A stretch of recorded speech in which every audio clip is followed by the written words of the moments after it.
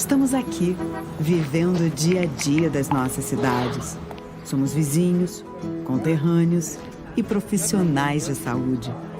Uma rede de pessoas que cuida e coopera para levar tranquilidade e qualidade de vida a cada canto do Brasil. O maior sistema cooperativo de médicos do mundo está aqui. Aqui tem gente. Aqui tem vida. Aqui tem Unimed. Solo Ambientes Planejados. A oportunidade de realizar o sonho do ambiente planejado perfeito. Na Solo Ambientes Planejados, acreditamos que o sonho de ter um ambiente perfeitamente planejado deve estar ao alcance de todos. Móveis planejados em até 24 vezes no boleto. Agora você pode adquirir móveis planejados de alta qualidade com a facilidade de pagamento em até 24 vezes no boleto, com a primeira parcela para até 70 dias. Não deixe essa oportunidade passar. Visite o nosso showroom do Shopping Elcom Center em Americana. Fale com um dos nossos especialistas e comece a planejar o ambiente dos seus sonhos hoje mesmo. Na Solo, transformar sonhos em realidade é nosso compromisso. Nos ligue 19 98989 2915. Atendemos também pelo WhatsApp. Endereço Shopping Welcome Center, Box 40, Avenida São Jerônimo 120, Jardim Bela Vista, em Americana, São Paulo.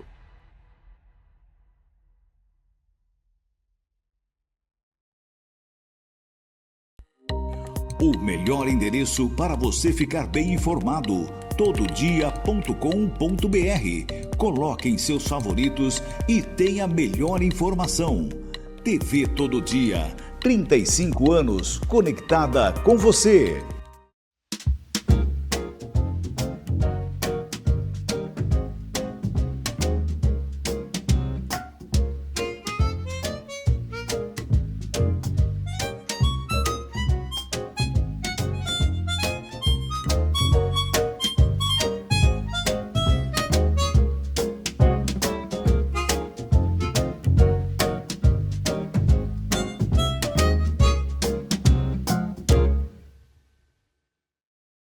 TV Todo Dia, 35 anos conectada com você. Na FAM, Faculdade de Americana, as histórias são reais. De gente que quer mais da vida. De gente que se esforça para conquistar melhores posições no mercado de trabalho e, com responsabilidade social, tornar-se um cidadão melhor. Somos história, somos conquistas, somos FAM, Faculdade de Americana, 25 anos. Alta qualidade de ensino com responsabilidade social. O momento é agora, faculdade é FAM.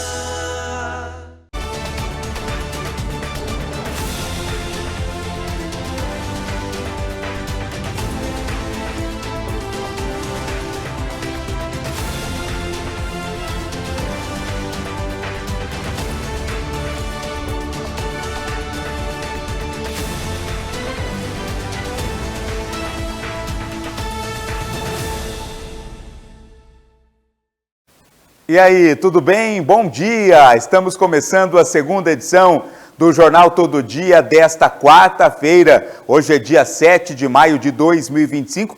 Já estamos no meio da semana e essa semana não tem feriado, né? Vai ter que ser vivida completamente e inteiramente. É muito legal ter a sua audiência, ter a sua companhia nesse meio de dia. Já está almoçando? Está se preparando aí para o almoço? Obrigado pela companhia, obrigado pela audiência. O Jornal Todo Dia está só começando.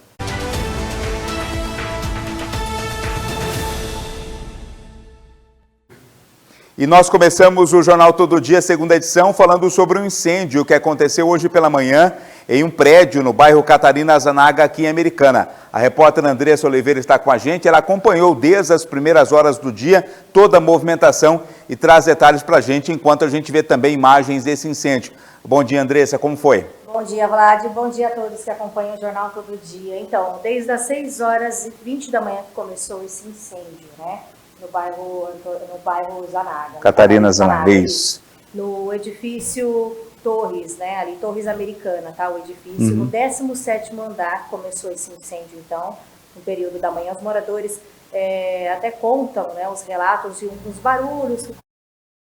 Os moradores que moram ali no 16º. Estamos vendo as imagens aí, a fumaça, né, Andressa? Foi bem nesse período mesmo, um susto, né? Para todo mundo, principalmente para os moradores que moram nesse edifício, né? Então, os moradores do 16º andar também ouviram um barulho muito alto de explosão, né? Enfim, aí houve o alarme, né? O alarme de incêndio, então, acabou ocorrendo, todo mundo teve que evacuar, então, né? Se retirar desse edifício até a chegada, então, do Corpo de Bombeiros. O Corpo de Bombeiros chegou, então, fazendo todo o trabalho, né, possível. Felizmente não houve também feridos, tá, nesse local. E como foi o panorama, Andressa? Quando você chegou lá, como estava a situação? Olha, já praticamente assim, os moradores embaixo... Já tinham saído todos, né? Saído todos. A Defesa Civil já estava também no local, Corpo de Bombeiros, a Guarda Municipal também presente, né? Para averiguar aí toda a ocorrência. E aí, como eu falei, o Sargento Wesley, andei conversando com ele e ele disse... Nesse momento a fumaça era bem espessa, né, Andressa? Muito. Nesse momento os bombeiros já estavam fazendo aí o trabalho, né? Apagando todo o incêndio. E nesse edifício ali, no 17º andar, tem um mercado, é um mercadinho ali, e também ao lado tem uma academia, tá? Então não é um apartamento onde morava o fogo começou no mercado. Começou no mercadinho, segundo a Defesa Civil, né, e o Corpo de Bombeiros. Começou então no mercadinho ali, de uma fiação de alguma máquina, né, tem um curto ali. Mas a perícia ainda se encontra no local, tá? Para averiguar certinho o que aconteceu. Mas o mercadinho praticamente foi todo destruído. Realmente, infelizmente aí, né, para esse dono do mercadinho teve prejuízos. E a academia acabou pegando mesmo só uma parte, né, da parede ali, alguns equipamentos, mas não chegou, e a fumaça, né, que chegou a entrar no local também. Para quem mora embaixo, Vlad, no 16º andar, felizmente não teve nenhum problema, né? A Defesa Civil foi até o local, verificou certinho se teria alguma chance, né, de ter que acabar fechando ali também o local, né, mas não precisou, o prédio foi todo liberado, só a parte ali mesmo do mercado e da academia, que vai ficar aí por tempo indeterminado, como disse a Defesa Civil, fechada, né? Isso, pode voltar para a gente aqui, Choque? Então, a informação mais importante, ninguém ficou ferido nessa ocorrência, né? Ninguém ficou ferido nessa ocorrência e segue a vida normal aí, né? Os moradores desse edifício, principalmente pro 16º andar, porque no 16º andar possui 4 apartamentos ali, né? Então a Defesa Civil deu uma olhada, verificou tudo certinho e deu o aval, deu o ok aí para os moradores seguirem em frente. No nosso portal, tododia.com.br, você já tem mais detalhes sobre esse incêndio, nas redes sociais também, aqui da TV Todo Dia, e a matéria completa, a cobertura completa, você vai ter na 3ª edição. Andressa, obrigado, parabéns pelo trabalho, viu? Eu que agradeço. Bom dia a todos. Obrigado. Essa é a Andressa trazendo informações sobre esse incêndio no bairro Catarina Zanaga. A gente muda de assunto e vai com informações da Câmara Municipal de Santa Bárbara do Oeste. Teve convocação ontem para a presença do secretário da Saúde. Ele esteve lá. A grande pergunta é, tirou as dúvidas? Felipe Gomes. O secretário municipal de saúde, Marcos Pensucci, esclareceu as principais reclamações relacionadas à pasta na sessão da Câmara Municipal de Santa Bárbara desta terça-feira.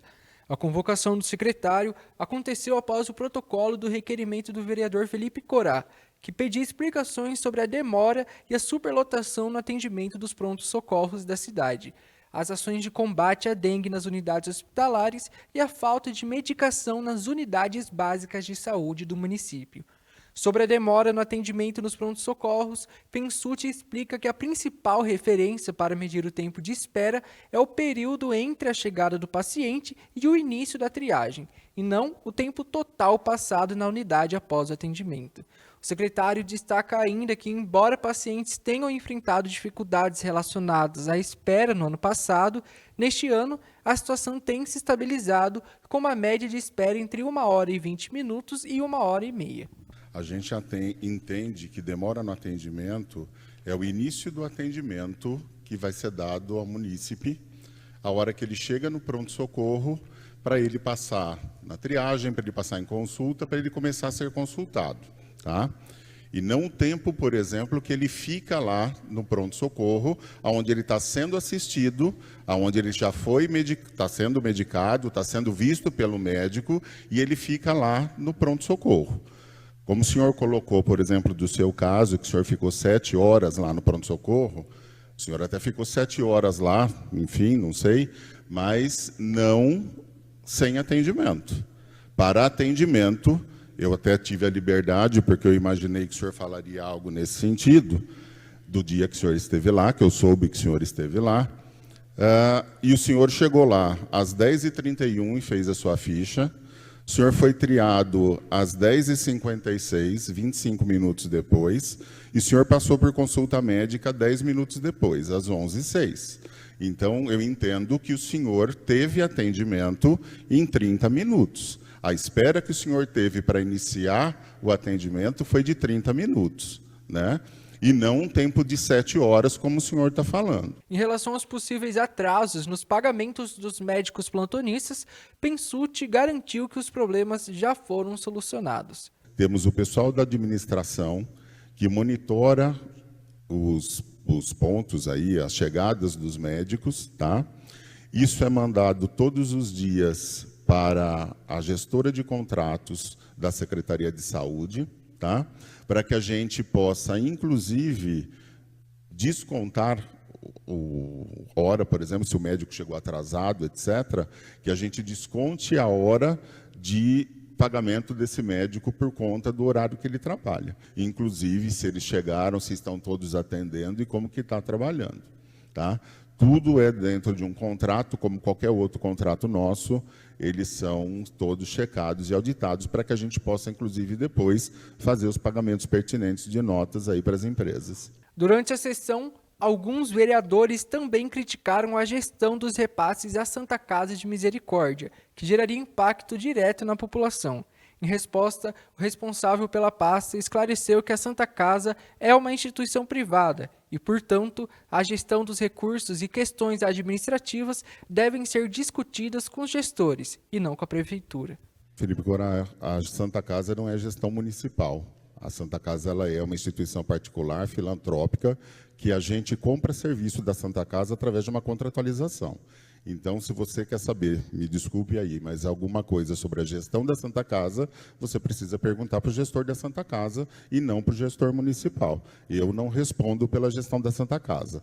Quanto à questão, por exemplo, que o senhor falou, de espera para conseguir um leito para subir para o hospital, como o senhor falou, isso a gente está vendo não só aqui, mas em todos os lugares, principalmente por conta da epidemia de dengue, onde nós estamos com uma ocupação de leito acima do que é o normal. E isso a nível de Brasil. Eu não estou falando aqui em Santa Bárbara especificamente, e muito menos somente na Santa Casa. A equipe da TV Todo Dia tentou obter uma entrevista com o secretário Marcos Pensucci após a participação, mas ele optou por sair pelos fundos da Câmara, evitando a imprensa.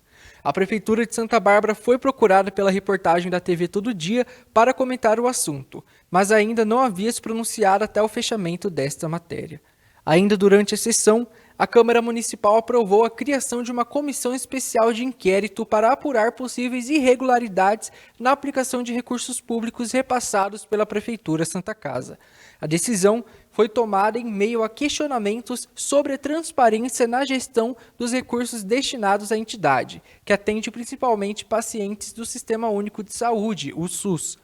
O requerimento aprovado aponta possíveis falhas na prestação de contas, além de dúvidas sobre a conformidade dos gastos com os princípios constitucionais de administração pública, como legalidade, moralidade, publicidade e eficiência. A SEI investigará também a eventual possibilidade de má gestão financeira e contratos irregulares, afetando diretamente o atendimento ao público.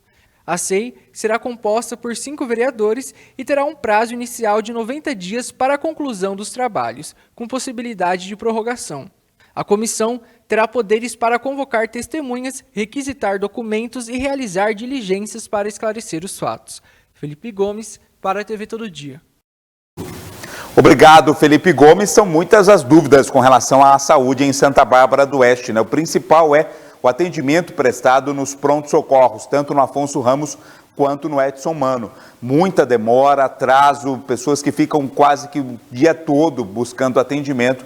É um assunto recorrente, é um problema recorrente e que precisa, claro, ser esclarecido pela Secretaria de Saúde em Santa Bárbara do Oeste. Por falar nela, Santa Bárbara do Oeste, agora a gente fala sobre a Feira do Artesanato, né? Tá chegando o Dia das Mães Aí é no próximo domingo, segundo domingo de maio. Você já comprou presente para a mamãe? Se não comprou, uma boa opção é um produto artesanal, hein? É muito bacana e as mamães, elas adoram. A Feira do Artesanato acontece no fim de semana e quem traz detalhes para a gente é a repórter Nicole Maia. Acontece nesta sexta-feira do dia 9 em Santa Bárbara do Oeste a primeira feira de artesanato do coletivo de artesãs. O tema é Dia das Mães. Encontramos artesãs que respiram a arte, passada de geração em geração. É o que conta Daniele Andrade, artesã, sobre suas origens no artesanato. Quando eu era criança, na época dos 7 anos, a minha avó era artesã também. Então ela era aquela artesã que tudo que fazia vendia. E aí eu ficava encantada, né, de ver ela, flor de sabonete, bonecas, de crochê, tricô também. Não, nem tinha amigurumi, mas era de outra forma. Então era aquelas, tipo sachê de sabonete, mas em forma de tartaruga, boneca com garrafa PET. Então ela era bem artesã mesmo. Então aquilo foi plantando sementinha em mim, né?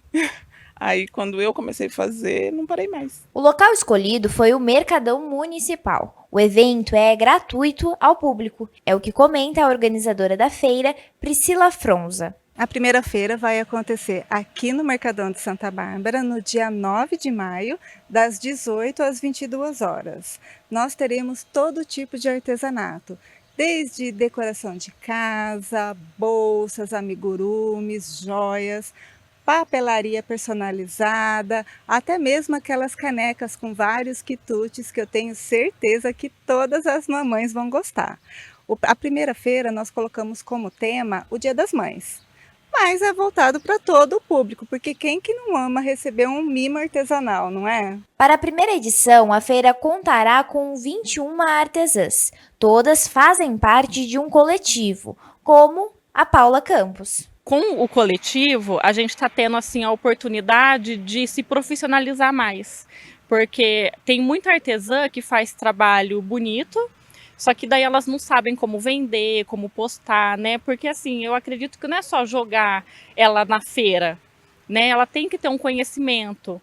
E o coletivo da Priscila está trazendo isso, né? Ela está ensinando pra gente como que a gente está ali conversando, se posicionando, fazendo as postagens. Então não é só a questão assim de você estar aqui na feira, é a questão de você saber o que você está fazendo e realmente se profissionalizar como artesã. O coletivo de artesãs de Santa Bárbara do Oeste foi criado em 2025 e conta com 36 participantes.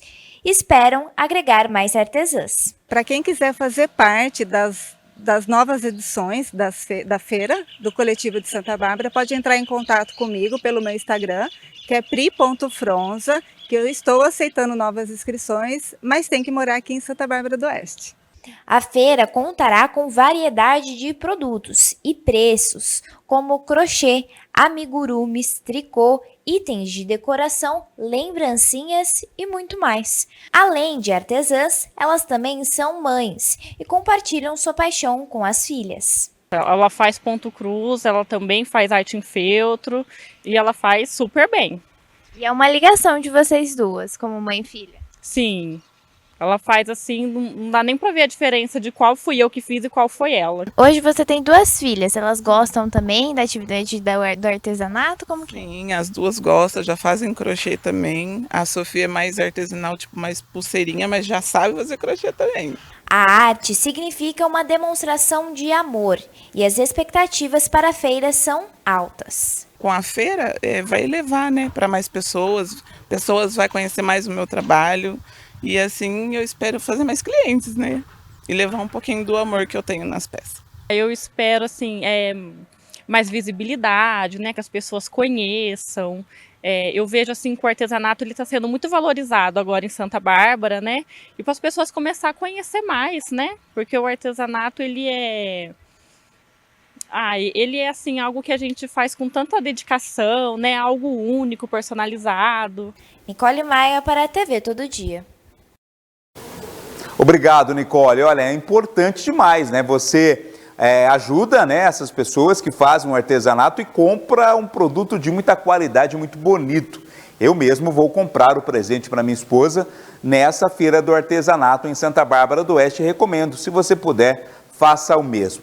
A gente vai para o intervalo e volta daqui a pouco com mais informações aqui no Jornal Todo Dia. Até já!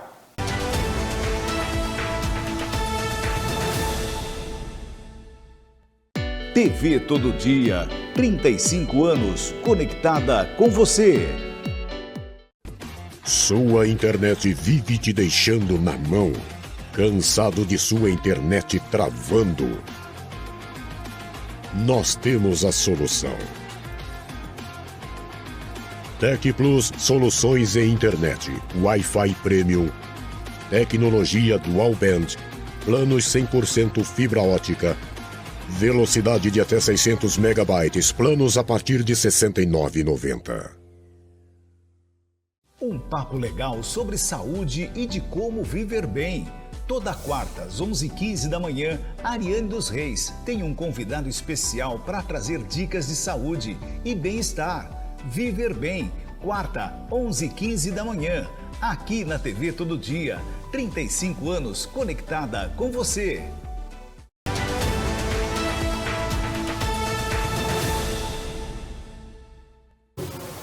Estamos de volta com a segunda edição do Jornal Todo Dia nessa hora do almoço. Vai dando aquela fome, né? Se você não almoçou ainda, mas espera um pouquinho. Espera terminar aqui o jornal que você vai almoçar muito bem informado. A gente traz mais detalhes agora daquela fábrica clandestina de cosméticos que foi fechada no bairro Antônio Zanaga, aqui em Americana. Que absurdo, né? O sujeito lá, ele trabalhava numa empresa de cosméticos, foi mandado embora, a empresa fechou. Ele decidiu, eu vou fazer o meu próprio cosmético, né? E começou a produzir e comercializar. Olha que perigo para a saúde pública. O João Victor Viana traz mais detalhes. Uma fábrica clandestina de cosméticos que funcionava em uma residência no bairro Antônio Zanaga, em Americana, foi descoberta pela Delegacia de Investigações Gerais. A ação contou com o apoio da Vigilância Sanitária. No local, era produzida uma variedade de produtos como shampoos, condicionadores, máscaras capilares e outros cosméticos. Todos eram comercializados ilegalmente por plataformas online como Shopee e Mercado Livre. Os investigadores receberam uma informação privilegiada que havia uma fábrica clandestina de produtos de cosméticos no bairro Zanaga, aqui em Americana. Aí foram até lá averiguar o teor da denúncia. Chegando, encontraram alguns frascos assim de plástico do lado externo e chamaram o morador. Conversaram com ele, falaram sobre o teor da denúncia. Ele falou que realmente ele fabricava e vendia alguns produtos ali. Aí, com autorização dele, ingressaram na residência e encontraram uma verdadeira fábrica ali que tinha os meios de produção. Tinha vários galões, tinha embalagens vazias, tinha rótulos, tinha todos os produtos necessários a essa fabricação. E esses produtos aí, foi perguntado sobre documento, tudo, ele falou que não tem registro na Anvisa, não tem autorização da Vigilância Sanitária, não tem autorização de nenhum órgão, não tem nem sequer empresa aberta. Os policiais apreenderam centenas de produtos prontos para venda, mais de 4.000 frascos vazios e cerca de 250 litros de matérias-primas utilizadas na produção dos cosméticos. Foi recolhida mais de 1 tonelada de produtos. O local também não possuía condições de higiene e segurança adequadas para a fabricação dos produtos. Foi o que constatou a Vigilância Sanitária. Diversas matérias-primas, como fragrâncias, óleos e substâncias químicas, também foram descartadas devido à falta de controle técnico. Todo o material apreendido foi encaminhado ao aterro sanitário municipal para descarte. Durante a operação, um suspeito pela compra da matéria-prima e pela produção dos cosméticos foi preso em flagrante. Ele me falou que ele já trabalhou numa empresa de cosmética, essa empresa fechou, e aí, como ele precisava manter a subsistência, ele continuou a fabricar esses produtos. E perguntei sobre farmacêutico responsável, ele falou que não tem farmacêutico responsável. Então, eu perguntei se ele copiou essa fórmula de alguém. Ele falou que não, que essa fórmula foi ele mesmo que criou. Ele criou essa fórmula através de pesquisas na internet, no YouTube, e pela experiência dele. E ele falou que vende bastante e as pessoas que compram gostam do produto. A Vigilância Sanitária de Americana alertou que o uso desses produtos poderia causar reações adversas à saúde, como irritações na pele e dermatites graves, devido à ausência de controle das condições precárias de produção. Segundo o próprio suspeito, o conteúdo do produto não correspondia ao que estava na embalagem. A DIG seguirá investigando o caso para verificar a origem das matérias-primas, a origem também das embalagens e como eram feitas as notas fiscais dos produtos. O responsável pela produção clandestina pode pegar mais de 10 anos de prisão. Vai ser preso em flagrante, nós estamos efetuando nesse momento, e posteriormente vai ser encaminhado para a cadeia de Sumaré. Ele vai responder por crime contra as relações de consumo e também por um crime previsto no artigo 273 do Código Penal, e esse crime é bem grave, a pena é de 10 a 15 anos de cadeia. João Victor Viana para a TV Todo Dia. É um perigo, né? É um perigo porque causa riscos não somente à economia, e à economia também, mas principalmente para a saúde, né? Imagina o risco que a pessoa tem ao utilizar um produto como esse, um shampoo, um condicionador, um creme hidratante, seja qual for o produto. É um risco muito grande, grave, e parabéns à polícia por ter fechado esta fábrica clandestina. Seguindo aqui com o Jornal Todo Dia, segunda edição, o movimento da causa animal luta por justiça após morte de cachorro em Sumaré. O cachorro foi morto com requinte de crueldade. Isabela Braz. A última semana foi marcada por uma tragédia em Sumaré. Um homem foi preso após sufocar, matar e golpear com facadas o próprio cachorro, um Shih Tzu que tinha 1 ano e 4 meses dentro do apartamento da família. Em imagens fortes demais para serem transmitidas, é possível ver o homem nu com o cachorro já morto no colo, onde ele esfaqueou a região do focinho. Esse show de horrores foi possível ser pego em flagrante e logo em seguida mobilizou não apenas forças policiais, mas a equipe do projeto Cadeia para Maus Tratos, comandada em Sumaré pelo vereador Alan Leal. A equipe foi responsável por entender o que aconteceu e hoje está à frente e buscar mais justiça por esse animal. Um morador entrou em contato conosco pelas redes sociais, pelo Instagram, e relatando os fatos que tinha uma pessoa que estava agredindo um animal. E aí, quando nós chegamos no local, a PM já tinha conduzido ele para um hospital e o corpo do animal estava lá. Já morto, esquartejado. Então foi algo totalmente fora de uma realidade que a gente está acostumado ainda de maus tratos, né? Porque depois que ele matou o animal, ele ainda esquartejou, cortou toda a face dele. Na perícia, a veterinária tentou montar o corpo do animal e ela sequer conseguiu. Então é algo que realmente, de todos os casos que eu já vi até hoje, acho que esse foi o mais cruel. Acostumados a acompanhar casos de crueldade, o movimento militante Cadeia para Maus Tratos, idealizado pelo deputado federal, delegado Bruno Lima, atende em Sumaré a cerca de 50 pedidos por dia de ajuda dos diversos casos. Graças a Deus as pessoas já entenderam que nós, representantes do Cadeia, o embaixador, ele está ali para lidar principalmente com os casos de maus tratos. Eu sempre falo que assim, nós gostaríamos de atuar em todos os casos da cidade, mas infelizmente tem muito abandono. E a nossa finalidade, na verdade, é que as pessoas sejam punidas, aquele que cometa maus tratos seja preso, seja condenado, e para que não faça mais, porque senão a pessoa ela maltrata e não acontece nada com ela, então ela vai cometer novamente, né? E a gente tem sempre o lema, né? Quem é mal com bicho é mal com gente, né? Maus tratos como esse do último feriado são dos mais agravantes, mas o vereador Alan Leal orienta sobre quais outros tipos eles podem atender. Então, maus tratos, ele vai além disso, né? Então, quando a gente fala de maus tratos, as pessoas visualizam isso, né? Eu tenho água e tenho ração, mas não é só isso. Tem a questão das vacinas, se ele está sendo vacinado, tem a questão se ele está tomando remédio para pulga, entendeu? Remédio para carrapato. E são coisas que às vezes as pessoas não pensam quando vai ter um animal. Existem casos que a gente pega que está com a doença do carrapato, o animal está próximo do óbito. Por quê? Porque foi negligenciado. Para Alain, o caminho é a conscientização. Desde o início do seu mandato como vereador, com reforço de leis municipais para a causa animal e o fortalecimento do movimento, ele vê já a população mais ativa, possibilitando que eles possam trabalhar mais. Quando a pessoa presenciar um crime de maus tratos, para que ela filme, para que ela tenha prova material, porque é mais fácil a gente conseguir resolver. Porque, infelizmente, as pessoas às vezes passam, estou com crime de maus tratos. Como é? Eu vi um amigo falando que tem um cachorro que está assim, assim, assado. É mais fácil, às vezes, a pessoa tirar uma foto, filmar, porque assim, a gente trabalha com prova material. Porque para eu invadir uma casa, para eu pular numa casa, eu preciso realmente provar que o animal está numa situação de maus tratos. Porque senão, aí eu estou cometendo um crime.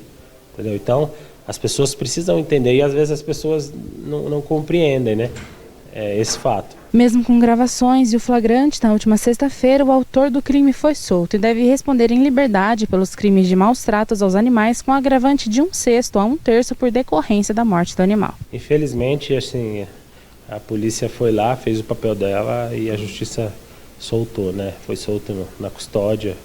Então é o fato de a gente achar que é impunidade, né?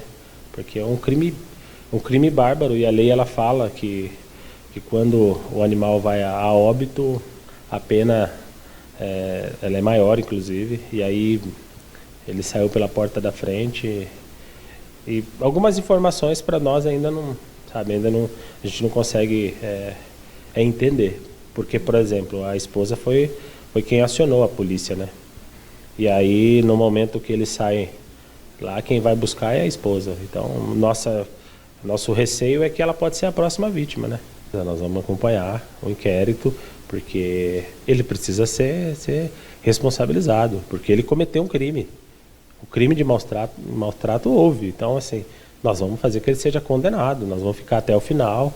Inclusive, eu tive inúmeros chamados de colegas advogados que querem atuar no caso para que realmente ele seja condenado e cumpra a pena pelo crime de maus tratos.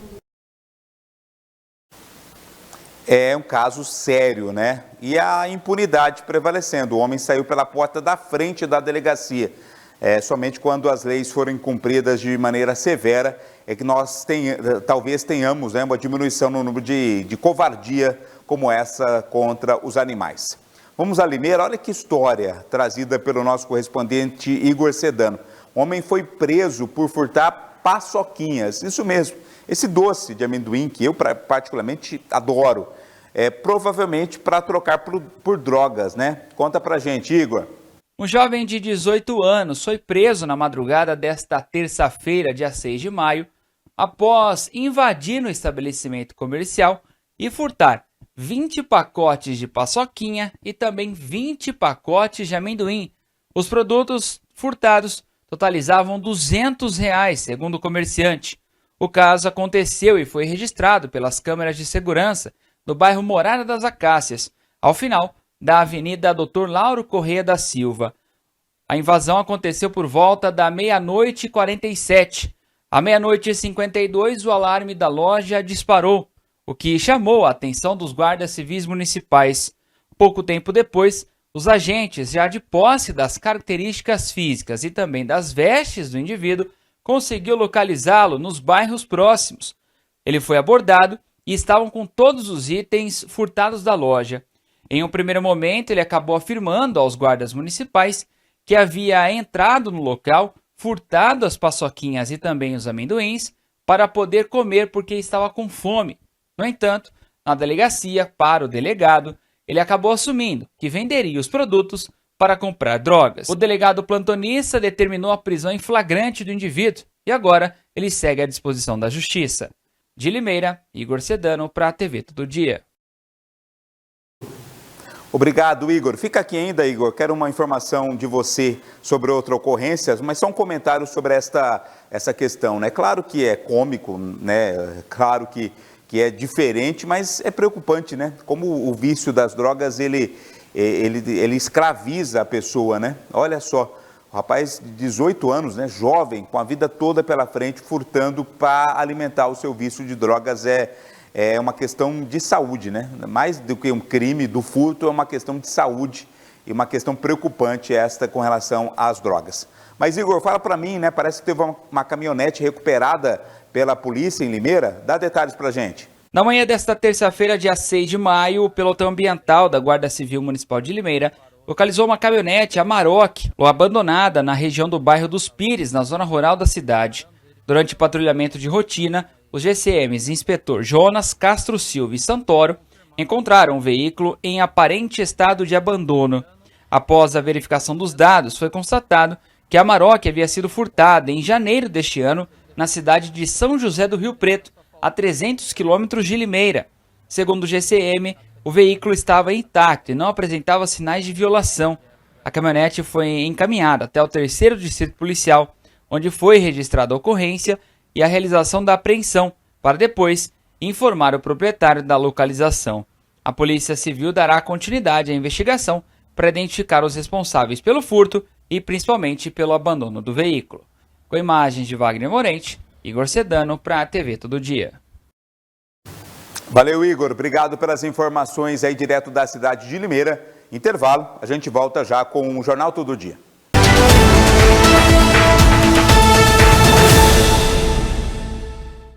Um papo legal sobre saúde e de como viver bem. Toda quarta, às 11h15 da manhã, Ariane dos Reis tem um convidado especial para trazer dicas de saúde e bem-estar. Viver bem, quarta, 11h15 da manhã, aqui na TV Todo Dia. 35 anos conectada com você. Estamos aqui, vivendo o dia a dia das nossas cidades. Somos vizinhos, conterrâneos e profissionais de saúde. Uma rede de pessoas que cuida e coopera para levar tranquilidade e qualidade de vida a cada canto do Brasil. O maior sistema cooperativo de médicos do mundo está aqui. Aqui tem gente. Aqui tem vida. Aqui tem Unimed.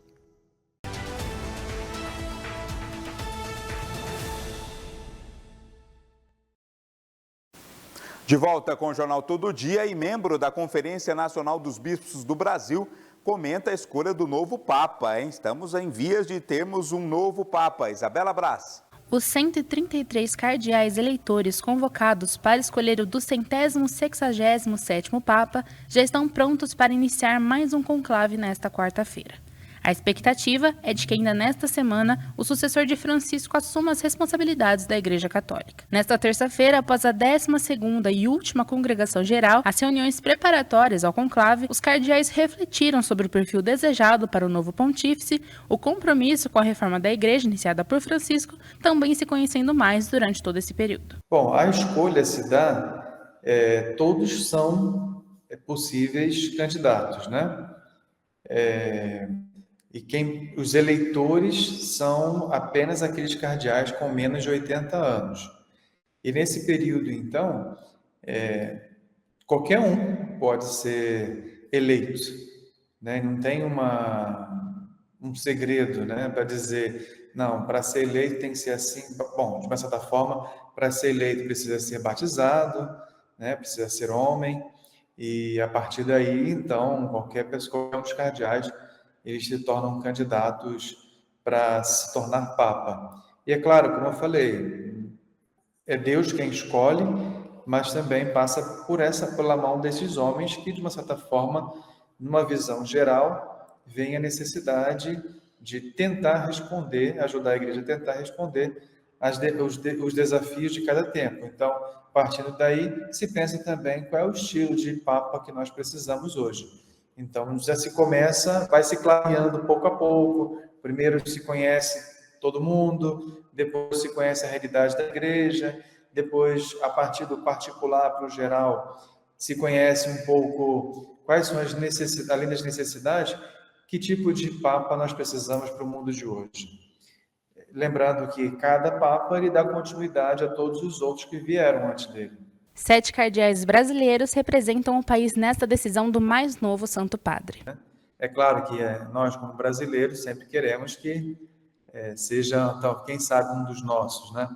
Mas o mais importante é independente se vai ser brasileiro, italiano, americano, francês, africano, asiático, que ele seja um homem que ajude a igreja a permanecer no seu caminho, dando continuidade ao que os outros papas, o Papa Francisco fez, mas também que seja um homem que saiba dar resposta também para o tempo atual e, ao mesmo tempo, deixar-se conduzido por Deus, né?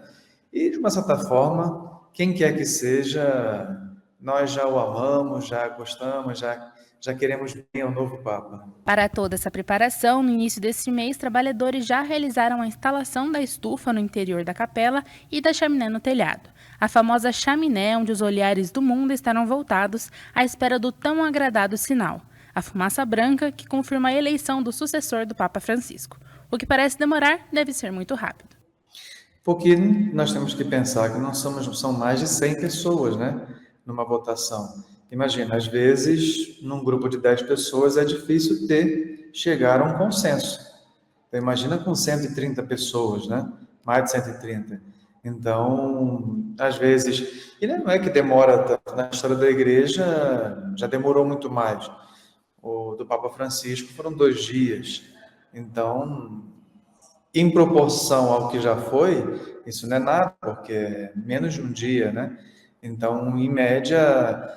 Acredita-se que 2, 3, 4 dias, pode demorar mais um pouco, né? Pode ter mais um pouco, mas em média são entre 2 a 3 dias. No período moderno tem sido assim. Então, acredito que seja também dessa forma. É que, na realidade, com a expectativa, a gente quer que as coisas se resolvam logo, né? A gente quer uma resposta, eles entram no conclave, já na primeira votação já tem uma resposta.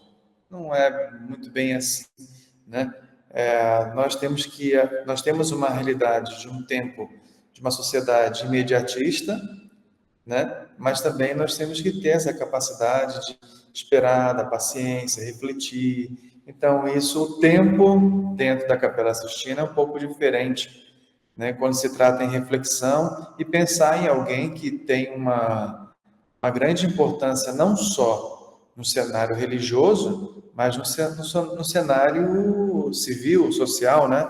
Então, tem que ser uma pessoa que consiga, que ajude a refletir e ajude a traçar os passos da igreja no mundo inteiro. Inclusive, esse imediatismo de hoje não existia em 1268, quando deu-se início a uma eleição que durou 33 meses, ou seja, quase 3 anos, elegendo Gregório X como Papa. Inclusive, o conclave deve-se a ele, responsável pela criação desse modelo eleitoral. A partir daí foi que, inclusive, surgiu o conclave, que significa com chaves, né? Fechado com chaves. Foi a partir daí que o povo da cidade já queriam logo esperar mais, não queriam esperar mais, né? E aí, depois que todos entraram, eles fecharam a capela por fora, retiraram as telhas do teto, né? E limitaram somente a pão e água a quem estava ali, para acelerar e apressar realmente a escolha do Papa. Hoje em dia as coisas mudaram, mas a tradição também segue ativa. São necessários pelo menos 2/3 dos votos para eleger o novo pontífice. Nesse conclave, são necessários 89 votos para eleger o Papa. Na votação, que acontece na Capela Sistina, cada um dos cardeais terão em suas mãos uma cédula retangular com essa escrita na metade superior e o local para escrever o nome do eleito. Na metade inferior, é feita de tal forma que possa ser dobrada em 2. Após disso, habemos Papa. Tendo a fumaça branca, o Papa ele vai para é perguntado ao cardeal se ele aceita. Ele aceitando, ele vai até conhecida como Sala das Lágrimas, e ali nessa Sala das Lágrimas ele vai vestir-se de branco, né? E ele vai receber os cumprimentos também de todos os cardeais, e logo em seguida ele é apresentado na Praça de São Pedro, ali na sacada da Basílica de São Pedro, a todas as pessoas que estão ali, fisicamente, e aquelas que vão acompanhar pelos meios de comunicação. Ele lhe faz a saudação e faz a sua primeira mensagem, chamada Urbi et Orbi, que significa da cidade para o mundo. Então, nesse momento, ele faz então essa aparição, essa mensagem. Ali, né? Antes na apresentação, o cardeal que vai fazer o anúncio, ele já diz que nome que o cardeal escolheu, né? E aí, por exemplo, quando foi o cardeal Bergoglio, ele fala, eminentíssimo cardeal Bergoglio. Aí você já sabe quem é a pessoa e ele vai dizer logo em seguida que nome ele escolheu para ser chamado como Papa. Segundo o padre, resta agora os fiéis rezarem pelo mais novo Papa até o fim desse conclave. De acordo com a Santa Sé, às 10h45 do horário de Brasília, 3h45 no horário local, os cardeais sairão da Casa Santa Marta rumo ao Palácio Apostólico para o início do conclave. Isabela Braz para a TV Todo Dia. Obrigado, Isabela, e assim a gente termina essa segunda edição do Jornal Todo Dia. Às 18 horas temos mais informações na terceira edição. Ao longo do dia você acompanha o nosso portal tododia.com.br. Uma excelente tarde para você.